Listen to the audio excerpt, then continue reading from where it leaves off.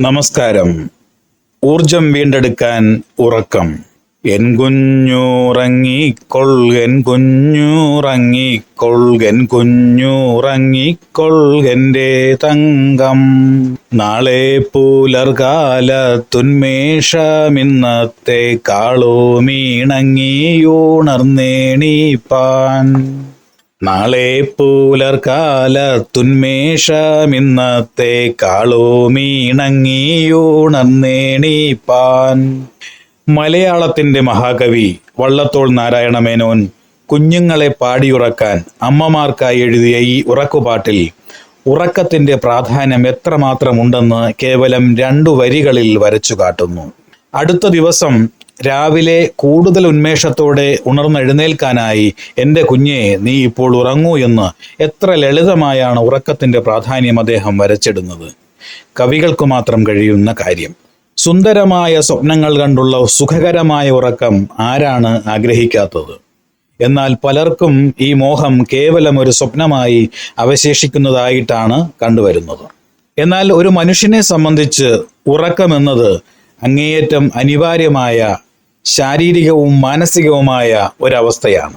മനുഷ്യർക്ക് മാത്രമല്ല മറ്റു ജീവജാലങ്ങൾക്കും ഉറക്കം ഒഴിവാക്കാനാവാത്ത ഒരു വിശ്രമമാണ്. അടുത്ത ദിവസത്തെ പ്രവർത്തനങ്ങൾക്ക് അനിവാര്യമായ ഊർജ ശേഖരണമാണ് ഉറക്കത്തിലൂടെ നടക്കുന്നത്. ഉറക്കത്തിന്റെ ശരീരശാസ്ത്രപരവും മനഃശാസ്ത്രപരവുമായ അനിവാര്യതയിൽ ഇരുപക്ഷമുണ്ടാകാൻ യാതൊരു സാധ്യതയുമില്ല. രക്തധമനികളുടെയും കോശങ്ങളുടെയും സുഗമമായ പ്രവർത്തനത്തിന് ഉറക്കം അനിവാര്യമാണ്. ദഹനം, രക്തചംക്രമണം തുടങ്ങിയ ശാരീരിക പ്രക്രിയകൾക്കൊക്കെയും ആവശ്യമായ ഊർജത്തിന് ഉറക്കം വേണം. സന്ധികളുടെയും പേശികളുടെയും ആരോഗ്യാവസ്ഥ നിലനിർത്താനും ഉറക്കം അനിവാര്യം. നാഡീവ്യവസ്ഥയുടെയും വിവിധ ഗ്രന്ഥികളുടെയും സുഗമമായ പ്രവർത്തനങ്ങൾക്കും വിശ്രമം വേണം. കുട്ടികളെ സംബന്ധിച്ചാണെങ്കിൽ അവരുടെ ശരിയായ വളർച്ചയ്ക്കും ബുദ്ധിവികാസത്തിനും ഉറക്കം അനിവാര്യമാണ്. മനസ്സിന്റെയും ശരീരത്തിന്റെയും ഊർജവും ഉന്മേഷവും ഉറക്കമില്ലായ്മയാൽ നഷ്ടപ്പെടുന്നു. അതുപോലെ ഒരു വ്യക്തിയുടെ ബൗദ്ധികമായ ഉണർവിനും സർഗശേഷിയുടെ പരിപോഷണത്തിനും ശരീരവും മനസ്സും വിശ്രമിച്ചേ മതിയാകൂ. വിശ്രമമെന്നാൽ മതിയായ ഉറക്കം. ഇതിനൊക്കെ ഉപരിയായി ഉണർന്നിരിക്കുമ്പോൾ സംഭവിക്കുന്ന കാര്യങ്ങളും ജ്ഞാനേന്ദ്രിയങ്ങളിലൂടെ നമുക്ക് ലഭിക്കുന്ന വിവരങ്ങളും മസ്തിഷ്കത്തിൽ ശേഖരിച്ചു കൊണ്ടിരിക്കും. ഇത്തരം വിവരങ്ങളെ സമന്വയിപ്പിക്കാൻ അഥവാ പ്രോസസ് ചെയ്തെടുക്കാൻ മസ്തിഷ്കത്തിന് ചില രാസപദാർത്ഥങ്ങൾ അഥവാ ന്യൂറോ കെമിക്കലുകളുടെ സഹായം ആവശ്യമുണ്ട്. മസ്തിഷ്കത്തിന് വിശ്രമം ലഭിക്കുമ്പോഴേ അത്തരം രാസപദാർത്ഥങ്ങൾ ഉൽപ്പാദിപ്പിക്കപ്പെടുകയുള്ളൂ. ആ വിശ്രമം ലഭിക്കുന്നതാകട്ടെ നമ്മൾ ഉറങ്ങുമ്പോഴാണ്. ലഘുനിദ്രയിൽ കൂടി ആവശ്യത്തിനുള്ള രാസപദാർത്ഥങ്ങൾ മസ്തിഷ്കം ശേഖരിച്ചു കഴിയുമ്പോൾ ലഘുനിദ്ര ഗാഠനിദ്രയായി മാറുന്നു. ഈ സമയത്താണ് നേരത്തെ മസ്തിഷ്കത്തിൽ ജ്ഞാനേന്ദ്രിയങ്ങളിലൂടെ ശേഖരിച്ച വിവരങ്ങളുടെ സമന്വയ പ്രക്രിയ അഥവാ പ്രോസസ്സിംഗ് നടക്കുന്നത്.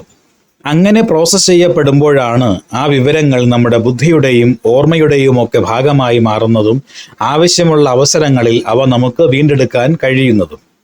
ഒരു സൂപ്പർ മാർക്കറ്റിലോ ഒരു ലൈബ്രറിയിലോ നിശ്ചിത സ്ഥാനത്ത് ഇനം തിരിച്ച് അടുക്കി വച്ചിരിക്കുന്ന അസംഖ്യം സാധനങ്ങളോ പുസ്തകങ്ങളോ നമുക്ക് ആവശ്യത്തിനനുസരിച്ച് എടുക്കാൻ കഴിയുന്നത് പോലെ നമ്മുടെ മസ്തിഷ്കത്തിൽ ശേഖരിച്ചു വച്ചിരിക്കുന്ന എണ്ണമറ്റ വിവരങ്ങളും ഓർമ്മകളുമൊക്കെ നമുക്ക് ആവശ്യാനുസരണം ഉപയോഗിക്കാൻ കഴിയുന്നത് ശരിയായ വിശ്രമം അഥവാ ഉറക്കം ലഭിക്കുന്ന സമയത്ത് നമ്മുടെ മസ്തിഷ്കം അത് പ്രോസസ്സ് ചെയ്ത് ക്രമമായി അടുക്കി വയ്ക്കുന്നത് കൊണ്ടാണ്.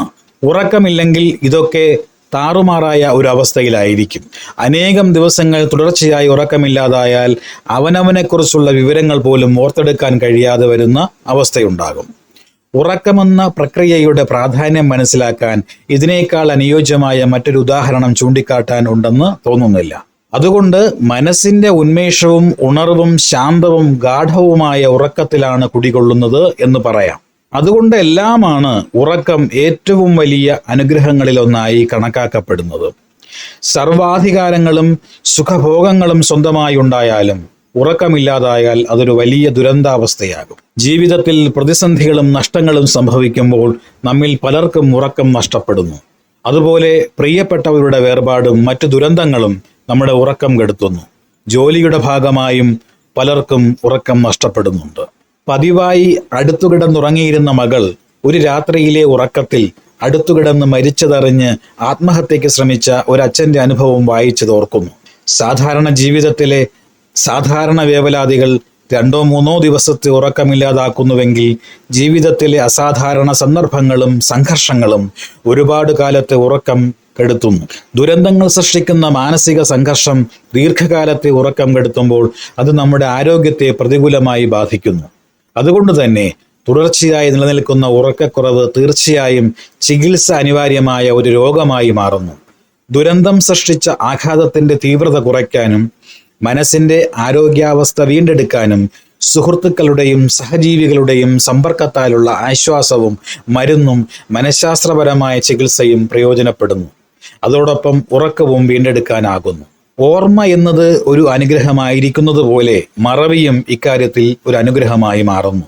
ദുരന്തങ്ങളും നഷ്ടങ്ങളും മറക്കാനും പൊറുക്കാനും അവയുമായി പൊരുത്തപ്പെടാനുമുള്ള മാനസികാവസ്ഥ നഷ്ടപ്പെട്ടു പോയ ഉറക്കത്തെ വീണ്ടെടുക്കാൻ സഹായിക്കുന്നു.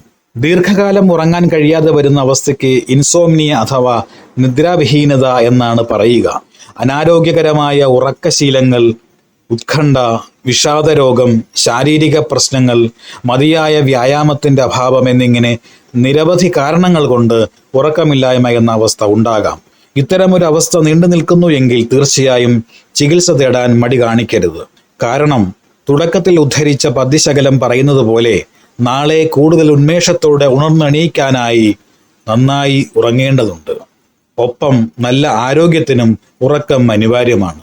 നല്ല ഉറക്കം ലഭിക്കാൻ നമുക്ക് സ്വയം ചെയ്യാവുന്ന കാര്യങ്ങൾ എന്തൊക്കെയാണെന്ന് മറ്റൊരു വീഡിയോയിൽ വിശദീകരിക്കാം. തുടർന്നുള്ള വീഡിയോകൾ കാണാൻ ദയവായി ഈ ചാനൽ സബ്സ്ക്രൈബ് ചെയ്യുക. ഈ വീഡിയോ ഇഷ്ടമായെങ്കിൽ ലൈക്ക് ചെയ്യുക. മറ്റുള്ളവർക്ക് കൂടി പ്രയോജനപ്പെടാനായി ഷെയർ ചെയ്യുക. നന്ദി, നമസ്കാരം.